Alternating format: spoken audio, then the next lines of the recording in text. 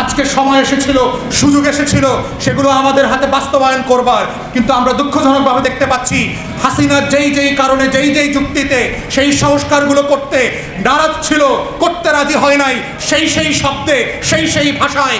সেই যুক্তিতে আজকেও দেখতে পাচ্ছি বাংলাদেশের রাজনৈতিক দলগুলো সংস্কারে বাধা দিচ্ছে, দ্বিমত পোষণ করছে। এটা 1400 শহীদের পক্ষে, গণ অভ্যুত্থানের পক্ষে শক্তি হওয়ার কোনো লক্ষণ না, এটা গাদ্দারির লক্ষণ এবং আওয়ামী ফ্যাসিবাদ নতুন করে ফিরে আসার লক্ষণ। তাই সবাইকে স্মরণ করিয়ে দিতে চাই, 1400 শহীদের রাজনীতি করে আওয়ামী পনা করবেন, 1400 শহীদের নামে দিল্লির গোলামি কায়েম করবেন, 1400 শহীদের নামে বাংলাদেশে আওয়ামী লীগকে